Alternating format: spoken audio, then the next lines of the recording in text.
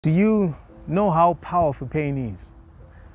Have you ever really sat down to think about the power that pain has over your perspective about yourself? Like, do you sometimes ever sit down and miss the person that you used to be before you went through some kind of painful experience? Pain is a way of causing us to let go of our ambitions. Pain has a way of causing us to rethink what we believe or used to believe that we should be in life, or what we set out or intended to be in this life. Hello, family. Welcome to the Inside Chinook podcast. We'll bring you closer to the things and people you love. Today, with the amazing Khaya, the therapist, Miss Karin Manda, who's a mental health therapist, award-winning author, poet, and content writer. She's the founder of Kaya's Creatives magazine, and she's studying journalism and media studies at the National University of Science and Technology. So now stuck with a therapist so that we could get deeper into what depression is. So I'll let Miss Khaya introduce herself and tell us more about herself. Okay, hey, thank you for having me. Right, yeah, this is Khaya. I'm glad to be part of the platform. So, I'm a mental health therapist. That's like my favorite thing, or the very best thing that I love doing. And I would really be glad to share more on depression and the issues that people would like to know, and the issues with questions. So yeah, I hope this will be the very best inspiring session for everyone, and also help those who are depressed or those who are not so sure about their mental health status. And yeah, because it's really a challenge. Some people cannot define themselves mentally, so you really need to acquire some knowledge for you to be able to know all that. So yeah, I'm glad to be part of this. All right, thank you, Miss Khaya. So before to start our session, I think it would be best if you could define what depression is in its context, and maybe touch a bit on the various forms of depression, in terms of schizophrenia, bipolar disorder. Well, okay, I personally define depression as it's a heavy feeling, right? It's something that you keep inside, or it's something that grows inside you. And when you fail to control it, or when you fail to heal from it, it continues to grow and grow until you see that there are now like visible effects of it. Depression first starts as invisible, and it gets to be invisible with time. So there's like short-term depression, then long-term depression. um for the short-term depression, it could be the type of depression called clinical depression, which is characterized with some mood swings, loss of interest in a lot of stuff. It's kind of an impairment in your daily life, that you fail to function well or normally. And it's treatable, by the way. I'm not a therapist who is based, or who actually prescribes medication. I use self-help and other psychological activities that one can do that can help them out. There's also persistent depressive disorder, PDD. It's a mild but long-term form, as I was saying, that there's also the short-term and the long-term depression. So when it comes to this stuff, that's when you see other people who get prescriptions like antidepressants. These people have to go for a checkup here and there. They have to be they have to get medical attention, because sometimes you can be at risk, in your thoughts, because sometimes depression is in the thoughts. Whatever you think contributes to your mood or contributes to your state. So in this case, you have this really heavy feeling of hopelessness. You have this low energy. You have poor concentration, you cannot function, you have low self-esteem, you have low energy, and all that. That's persistent depressive disorder. Then we have bipolar disorder. It's associated with mood swings, again ranging from low to high. So when it comes to bipolar disorder, this one it's now like the, what can I say, this could be the stage of depression whereby it really needs some serious attention, just like us those these days people think that disease is just caused by viruses or anything like that are the ones that need medical attention. Maybe when you are like suffering from cancer, HIV, be diabetes or anything like that, you have to go to the hospital. But also when it comes to depression, when it comes to this stage, when it comes to bipolar disorder, you also have to go to the hospital, because now this one is chronic. It can be for the lifetime. Yeah, it lasts for years. For some that I've heard with bipolar disorder, it's mostly in elderly people who now actually depend on medication for them to be okay here and there, for them to be safe from any risk that can come from bipolar disorder. Then lastly, there is also postpartum disorder. Postpartum disorder is associated with motherhood. So postpartum depression is when the mother is experiencing some effects after giving birth. This is whereby there is this difficulty, even with developing a chemistry or developing this mother and child bond with the baby. So this kind of people who suffer from it, they also have to go for therapy, counseling especially, and they are also some who have to be told that they should take antidepressants. But as for me, I don't normally really advise people to depend on pills, because these pills also have side effects. So in any type or in any case of suffering from depression, one always has to try and use some techniques, because there are actually a lot of self-care things that you can do for you to be better from the depression that you suffer. I mean, when it's actually still that low stage, because obviously when it's now bipolar disorder, one cannot really be assured that self-care can make them feel better or can actually heal them. Okay, thank you, Miss Kaya, for that. Quick note: did you know that Miss Kaya is an author who's overly published about 7 books? Yeah, 7. And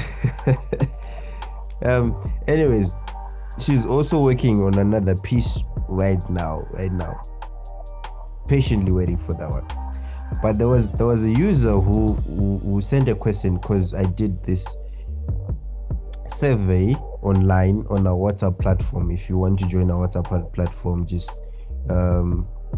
let me know in the comment section, or go on my Instagram page at Insight. You just send me a DM and tell me you want the link to the WhatsApp platform. I'll send it to you. So there was a user who asked that is there life after depression?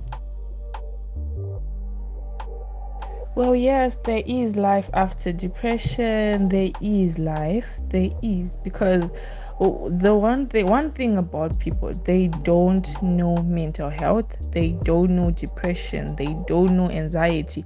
People really don't. It's something that we just had to grow up without being told. We didn't really get that knowledge. Even at school, they never taught us about those stuff. It was just okay. Mostly people just got to be alert or got to know about sexual health instead. People knowing that, okay, for me to not get pregnant, I should have protective sex, I should take contraceptive pills or anything like that. That's the things that people have been careful with, but they really forgot, or they really lack the knowledge to be careful with their mental health. So yeah, when one wants to really inquire, or when one really decide to prioritize their mental health, they really should be able to have that life again. They really should be able to have the help, because for example, through psychotherapy is a talk therapy, or the talk sessions, whereby it is used for mild depression instead for moderate depression, and alongside, some will then end up recommending antidepressants for their clients. But when you have that talk session, or when you have the talk therapy, you're actually letting out a lot. You're actually opening up. You're pouring out everything that you're feeling inside. Because as I said earlier, that depression grows in you. It's something like a how can I describe it? How can I describe it?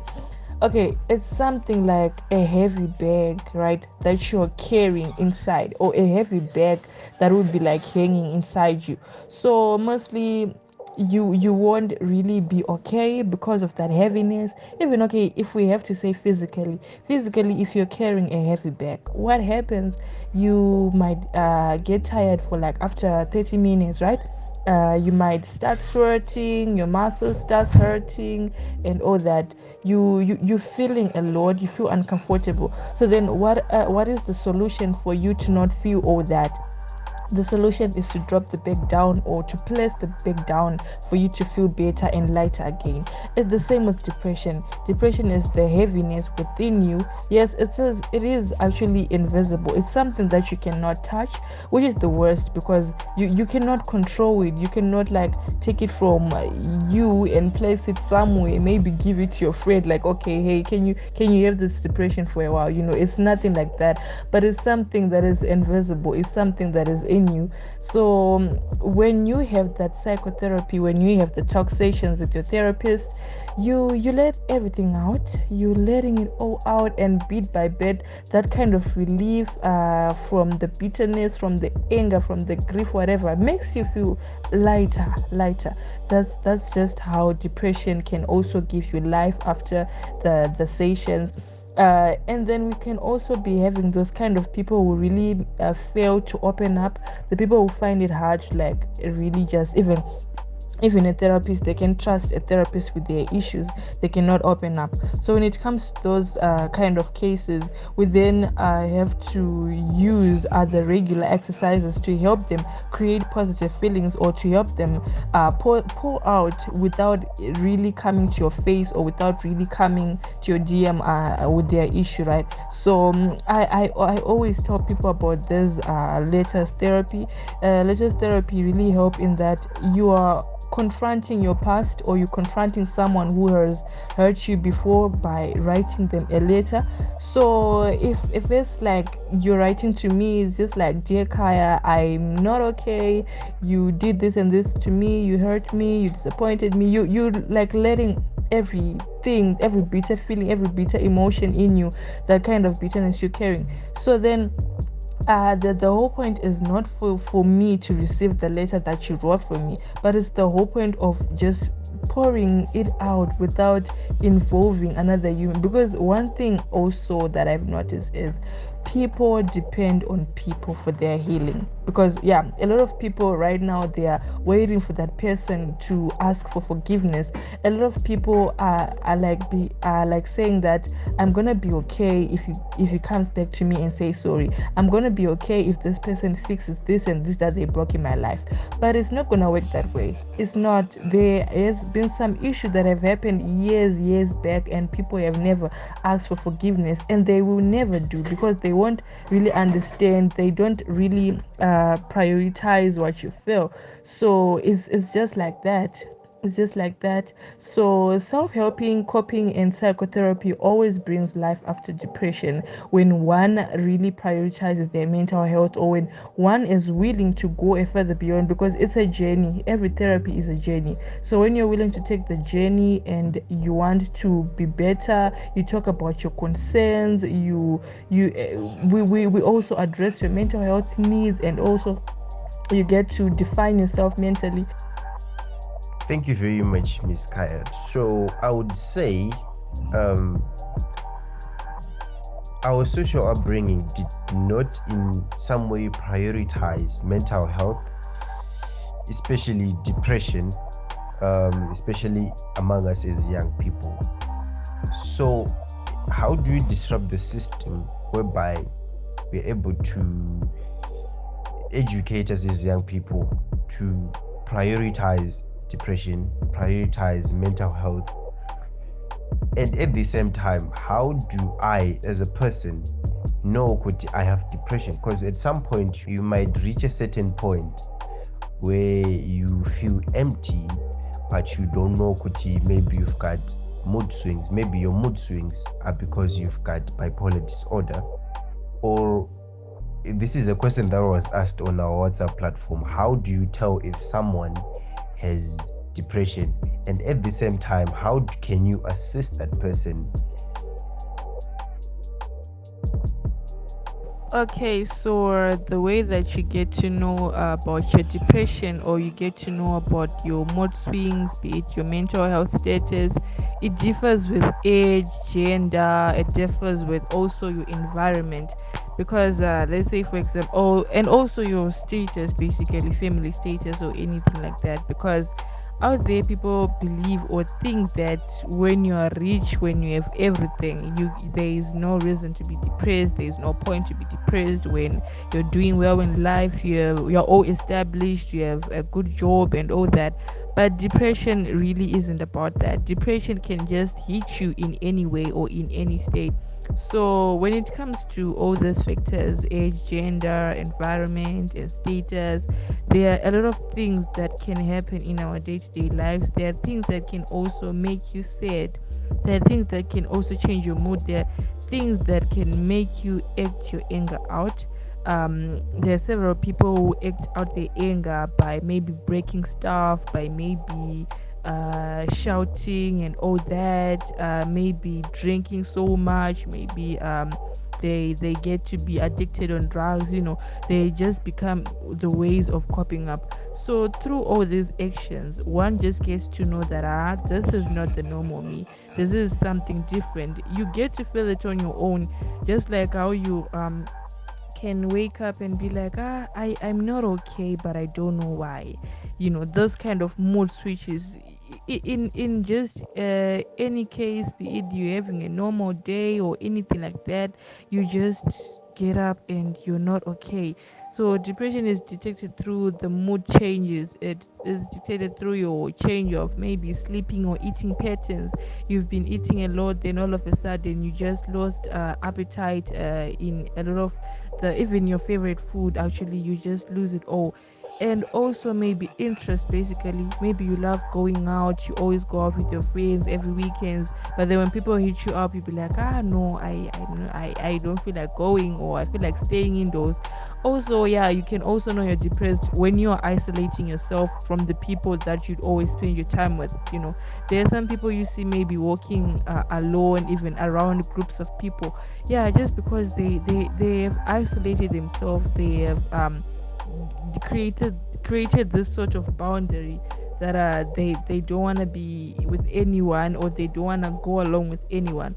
So loss of interest, change of the pattern that you used to, and all that, you get to see that, okay, I'm not okay, I'm depressed.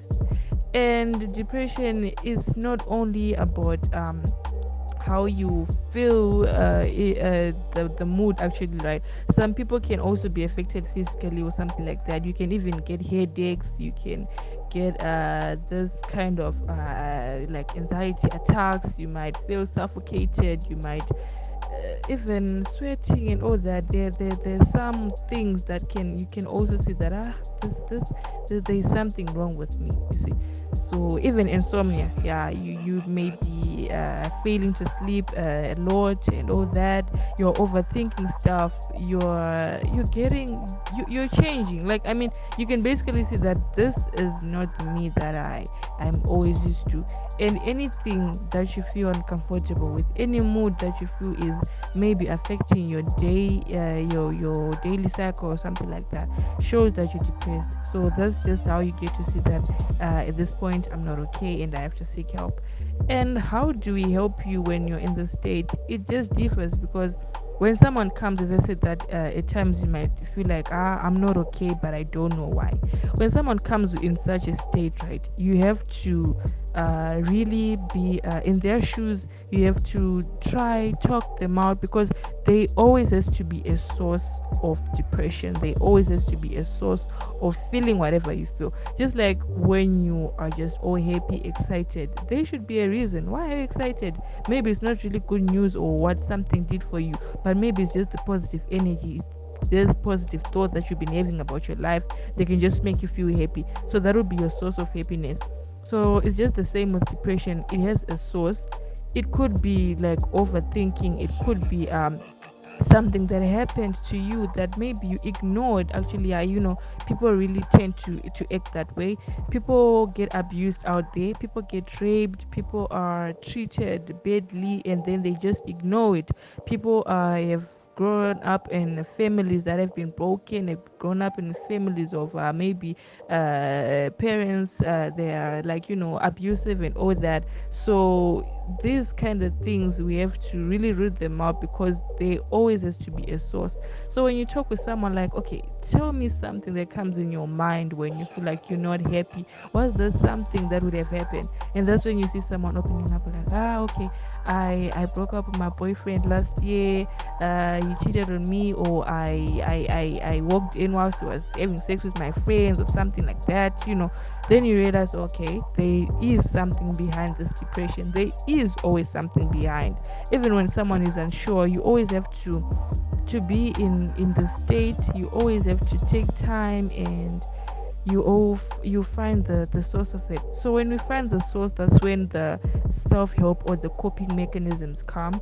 Be it I'm telling you of the regular exercises to do or the actions to do. That's just how you have to diagnose depression, is also treating it.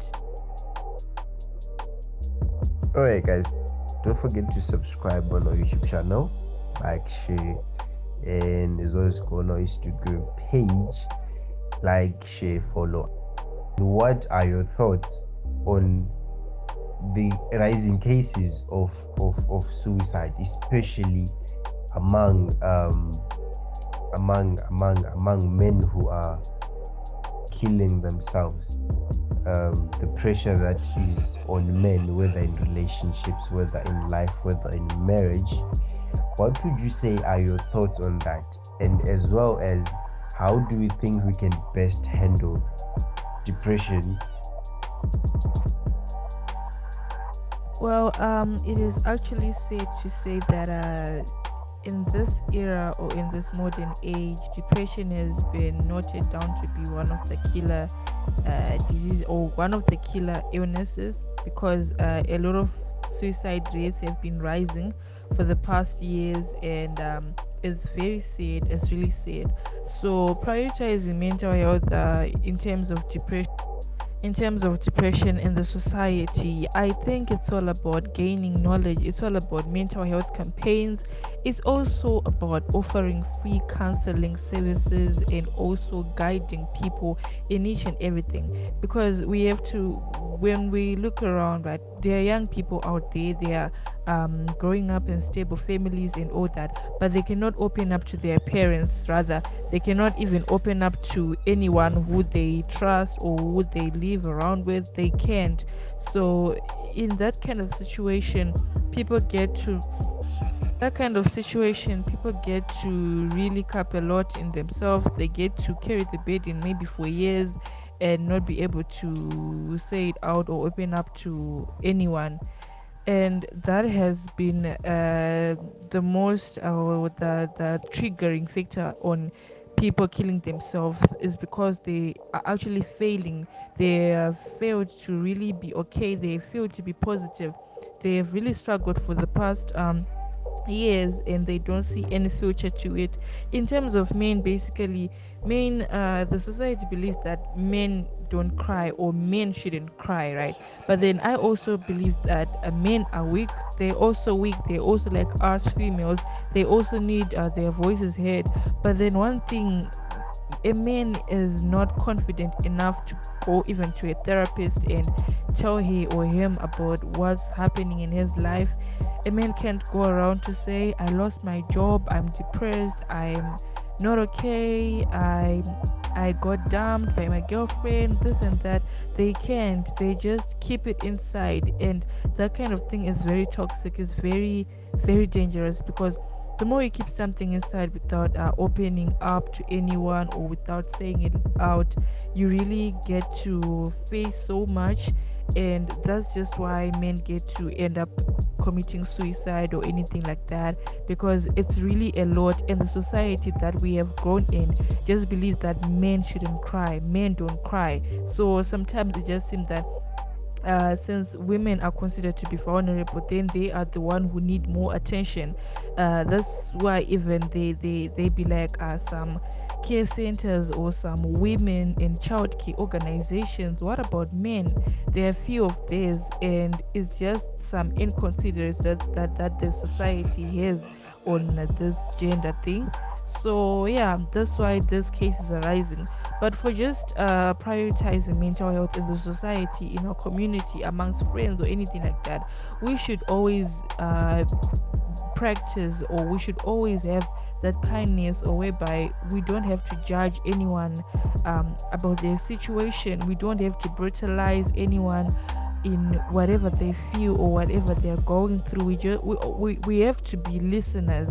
If people adjust to that, then depression cases can actually be low, because sometimes you can be in a room full of friends, or you can live with your sisters, your family, and all that, but you're going through a lot, and you just feel like these people, yeah, you have people around you, you have people that maybe do things for you, they buy you stuff, they show you nice treatments, they just know you're there, they just know you exist, but then they are not listeners basically. That's why even other people, they end up opening up to strangers, not even to their relatives or to their parents or guidance, because they just feel that these people, they're not listeners.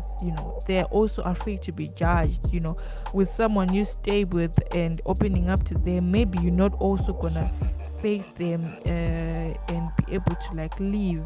So that kind of confidence and that kind of lacking the listener skill always make people really struggle a lot with depression. So if we have these mental health campaigns, in the society, and this kind of podcast as well is very helpful, because someone out there is depressed and listening to this, so they get to know what they should do, they get to prioritize their mental health. Just gaining a bit of knowledge is very important, it's very, very helpful. So if one does that, it just becomes worthy, and we can also work as a society or as a community to really, really fight against depression. So I always tell people that more hugs, less suicides, because this kind of thing whereby you have to, when you care a lot, or when you be kind to someone, when you are a listener to someone, they can get to pour themselves out and they feel better, just because of this side of you, just because of this skill that you have. So if we all do that, then mental health will be prioritized, and depression can be well taken care of, and we can reduce the suicide rates, of course. All right, guys. So Miss Kaya, do you think you have any last words that you'd like to say before we wrap up things?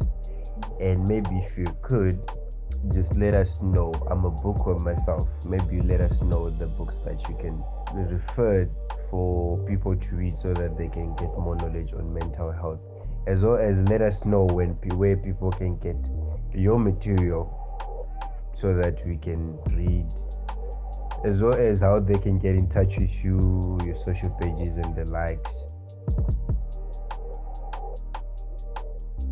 Well, okay, in terms of any mental health resources or anything that can help you, I wouldn't say they are really books out there. Yeah, they are, but I can't be sure of the extent that I would tell people to go and read. But all I would say is motivational books. There are these books that you can download on Play Store. There are these motivational books that you can get anyway. Those kind of books that have life capsules, that have principles of life or anything like that. Because if it all starts with your own strength and knowing or defining your own self, right? Because at times you get people coming for therapies, right, but they don't really know who they are. They can't describe themselves. They don't know if they're social, they're not.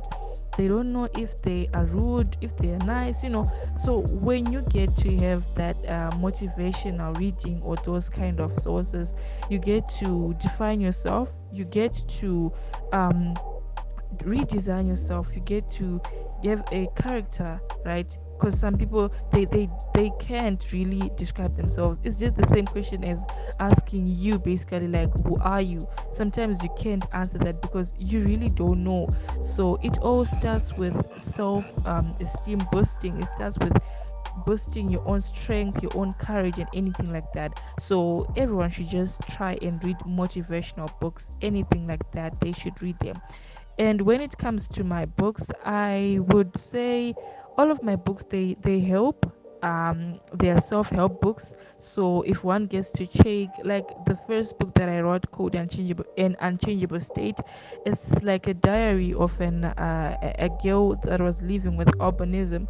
So she went through a lot of struggles. Yeah, already there's mental health included, and having to conquer it all, it was now a way of realizing her purpose, a way of realizing her strength and weaknesses, and she was really striving for success in that kind of way.